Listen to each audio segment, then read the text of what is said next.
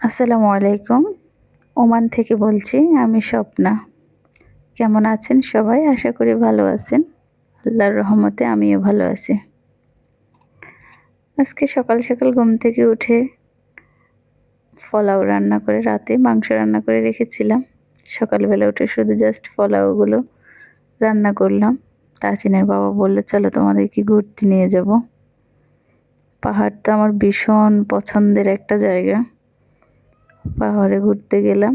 তারপর সেখানে একটা কমফোর্ট জোন দেখে, সুন্দর একটা পরিবেশ দেখে খাওয়া দাওয়াটা আমরা সেরে নিলাম। যেতে যেতে এই যে রাস্তাঘাটগুলো ভিডিও করতেছি আপনাদের সাথে শেয়ার করব বলে। আশেপাশের রাস্তাগুলো খুবই ক্লিন, দেখতে অনেক ভালো লাগতেছে। এর উপর মরুভূমির মধ্যে উট, ভেড়া, তারপর গাধা, অনেক কিছু দেখলাম।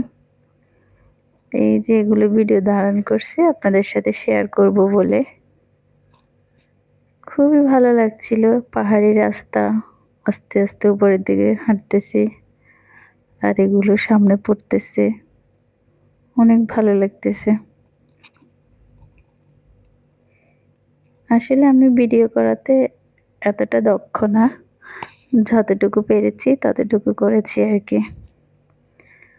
আর রাস্তাঘাট, এই ফুল গাছপালা দেখলে সত্যি দেশের কথা মনে পড়ে যায়। দেখতে হুবহু আমাদের বাংলাদেশের মতো, তাই না? বিদেশ বলে মনেই হচ্ছে না।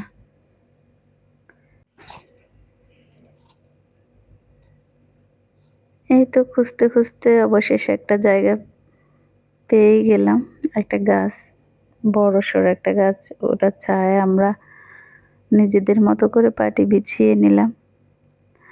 সাথে আপনাদের ভাইয়া এক এক করে গাড়ি থেকে নামাইছে, নামানোর পর এগুলো এখন সাজিয়ে রাখতেছে।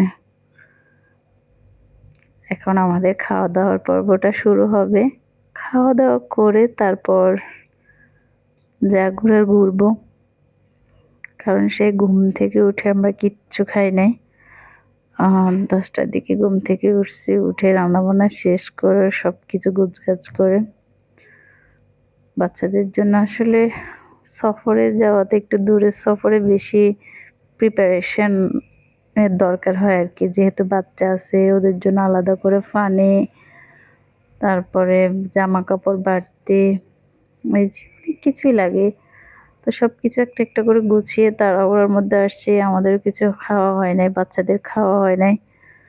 বিশেষ করে আবার আমার ছোট ছেলেটা অসুস্থ, ওর ওষুধপত্র সব কিছু, দুপুরের ওষুধ আছে, সব কিছু নিয়ে আমরা বের হলাম। মোটামুটি তাড়াহুড়ো হলেও আলহামদুলিল্লাহ সফরটা খুবই ভালো হয়েছে। একদম মনে রাখার মতো সুন্দর একটা সফর হয়েছে। অবশেষে আমরা খাওয়া দাওয়া শুরু করলাম। এই তো আমার হাতে সেই স্পেশাল ঝরঝরে পোলাও, বাদাম দিয়ে করেছিলাম।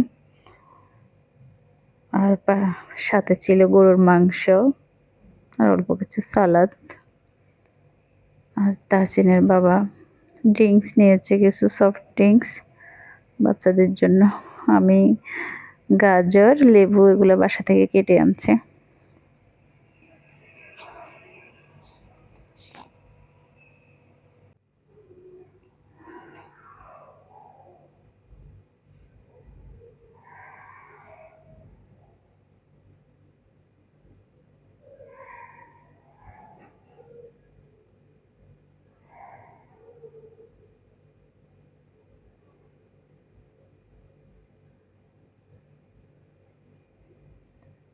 এই তো খোলামেলা পরিবেশ উপভোগ করতেছিলাম আর খাচ্ছিলাম। ওদিনের খাবারটা একটু বেশি খাওয়া হয়ে গেছে।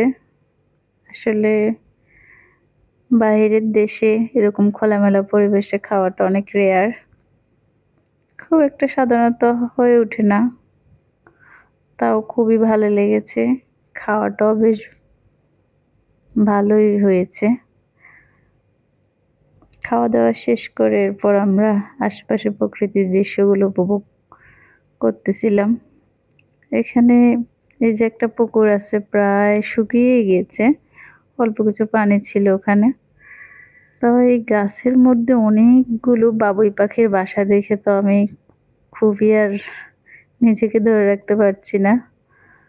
আর এটা ভিতরে ঢোকাটাও নিষেধ ছিল, তাও দূর থেকে একটু ভিডিও করলাম।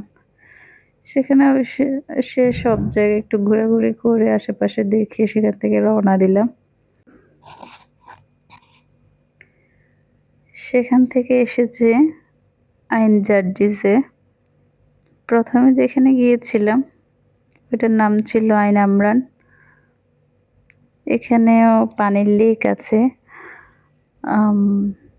এই জন্য বিশেষ করে আসা। ওরা বাবা ছেলে এখানে সাঁতার কাটবে, তারপর পানিতে নামবে।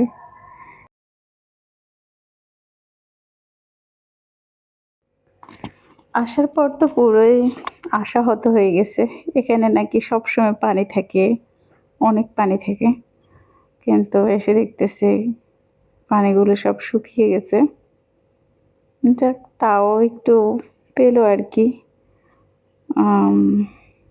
আমি ঠিক বলতে পারি না এটাকে কি বলা যায়, মানে এমনি পানির নহরের মতো যে স্রোত আছে ওখান থেকে আস্তে আস্তে করে যাচ্ছে। তো আসছে যেহেতু একদম খালি হাতে ফিরে যেতে হলো না, আরও মানুষ ছিল ওখানে। খুব ভালোভাবে ভিডিও করা হয়ে ওঠে নাই। আমি আর আমার ছোট ছেলে উপর থেকে বসে বসে ভালোই মজা নিচ্ছিলাম। ওনারা প্রায় 1.5-2 ঘন্টা ছিল, এর থেকে হয়তো আরো বেশিও ছিল। পানিগুলো এত স্বচ্ছ আর এত ঠান্ডা ছিল। আমি অনেকক্ষণ আমার পাগুলো ভিজিয়ে রেখেছি, অনেক ভালো লেগেছে। এই তো এখানে বাসা থেকে রেডি হতে হতে বাদামগুলো ভেজে এনেছি, আর আস্ত কিছু ফলমূল নিয়ে এসেছি, চা বানিয়ে আনছি, মানে যতটুকু সম্ভব হয়েছে আর কি। আমাদের বিকেলে খাওয়া দাওয়ার পর্ব শেষ করে অনেকক্ষণ খেলাধুলা করে প্রায় সন্ধ্যা হয়ে গেল আস্তে আস্তে। তো আমার ভিডিওটি যদি ভালো লাগে প্লিজ একটি লাইক আর সাবস্ক্রাইব করে দিবেন। এরকম ভিডিও পেতে আমাকে কমেন্ট বক্সে জানাবেন। আসসালামু আলাইকুম।